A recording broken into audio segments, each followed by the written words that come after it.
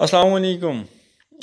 उम्मीद करता हूँ कि तमाम अहबाब ईमान और सेहत की बेहतरीन हालत में होंगे और कोरोना वायरस से निपटने के लिए तमाम तर हिफाजती तदाबीर पर बतरीके हसन अमल पैरा होंगे और अल्लाह ताला से दुआ गो भी होंगे कि अल्लाह ताला इस मौलिक वबा को जल्द अज जल्द इस दुनिया से ख़त्म करें ताकि ज़िंदगी की रौनकें फिर से बहाल हो सकें, ज़िंदगी एक बार फिर से मुस्करा सके और उन्हीं रास्तों पर फिर से रवा दवा हो सके जिन रास्तों पर ये रुक गई थी। तो मौजू की तरफ चलते हैं। जैसा कि आपने देख लिया कि आज मेरा मौजू क्या है, और यकीनन यकीनन आप को एक शौक़ लगा होगा, और शौक़ इसलिए लगा होगा कि एक तरफ आलम दीन और दूसरी तरफ अंग्रेज़ी,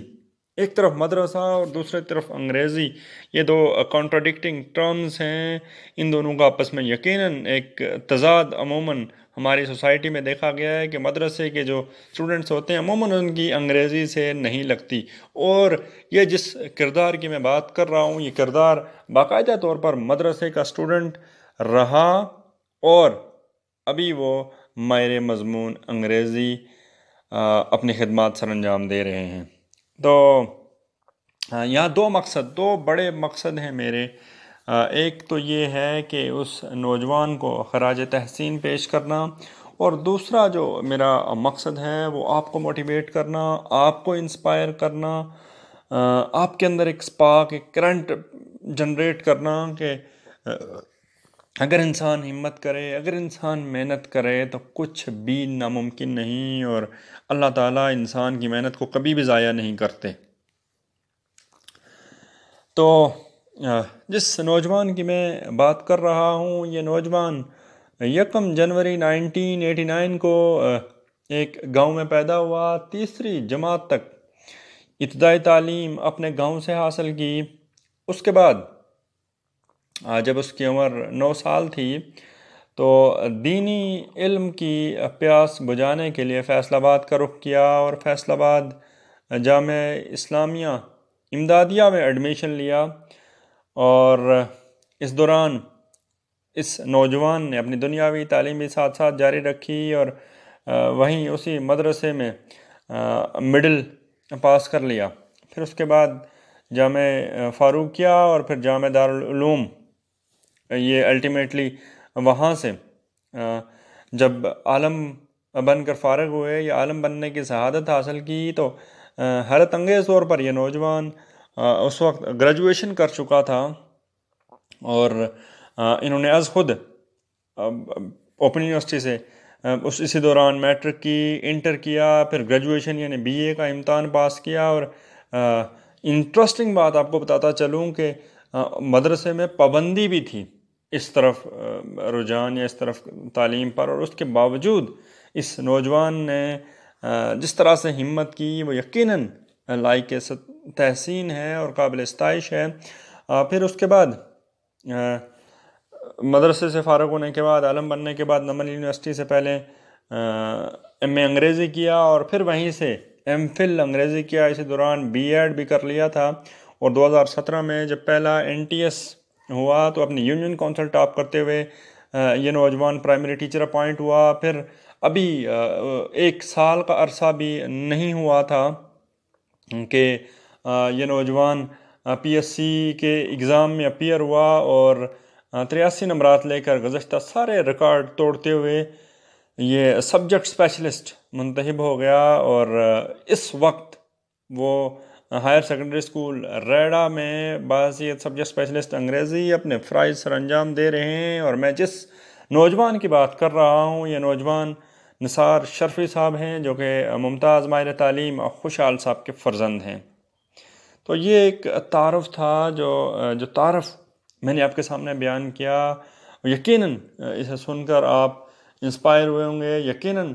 इसे सुनकर आप मोटिवेट हुए होंगे, यकीनन एक स्पार्क, एक करंट आपके अंदर जनरेट हुआ होगा। और अब अगर बात करूं इस नौजवान की शख्सियत की, तो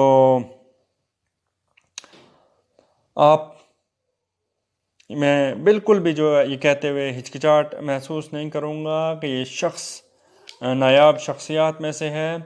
انتہائی نفیس، خوش اخلاق، فرض شناس، دیانتدار اور خدمت انسانیت کے جذبے سے سرشار اس نایاب شخص سے میری شناسائی تو 2017 میں ہونے والے بیلے این ٹی ایس سے تھی، لیکن بہت قریب سے اس نوجوان کو دیکھنے اور جاننے کا موقع تب ملا جب 2018 کے مڈ میں اے جے کے یونیورسٹی سے بحیثیت پرائیویٹ امیدوار میں نے ایم اے انگریزی کا مشکل کام اپنے سر لیا، اور میں یہ بخوبی جانتا تھا کہ یہ بڑا کٹھن کام ہے، لیکن شوق اس قدر کہ بے خطر کود پڑا آتش نمرود میں عشق۔ پھر اس بات کو جانتے ہوئے جب میں نے مختلف لوگوں سے رہنمائی چاہی، کیونکہ مجھے پتا تھا کہ اتنا آسان کام نہیں ہے، اور وہ ابھی یہ پیچھے مارچ میں جو نتائج آئے اس میں بھی یہ بات پروو ہوئی کہ 1000 کینڈیڈیٹس پارٹ 1 اور پارٹ 2 کے، ان میں سے صرف 150 امیدوار پاس ہوئے، اور یوں ایم اے انگریزی کا نتیجہ جو ہے وہ 15% رہا۔ تو اسی بات کو سامنے رکھتے ہوئے میں نے مختلف لوگوں سے رابطے کیے، ان سے پوچھا کہ کائنڈلی مجھے بیسک گائیڈ لائن دے دیجئے، تو کسی کو مصروف پایا، کسی کو اس سے بھاگتے ہوئے دیکھا، تو کسی نے سرسری 2-4 لقمے دیے، اور کسی نے اس کو بھیانک خواب کہہ کر ڈرانے کی کوشش کی، لیکن جن چند احباب نے، جن چند لوگوں نے مجھے اپریشیٹ کیا، مجھے میری حوصلہ افزائی کی اور بالخصوص میری رہنمائی کی، ان میں نثار شرفی صاحب نمایاں ہیں۔ میرے پاس الفاظ نہیں ہیں کہ میں وہ بیان کروں۔ کمال کا خلوص، نیک نیتی، خالص جذبات، چہرے پر مسکراہٹ، اور جس انداز سے نثار شرفی صاحب نے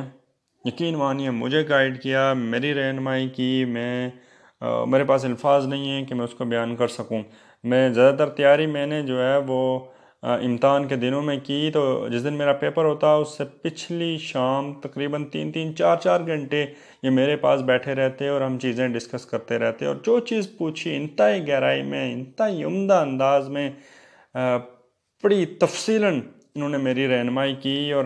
اگر میں یہ کہوں کہ میرے ایم اے انگریزی کرنے میں جہاں میری محنت کا ایک رول ہے، وہیں ان کی رہنمائی کا بھی ایک بہت بڑا رول ہے۔ تو میں اللہ تعالیٰ سے دعا گو ہوں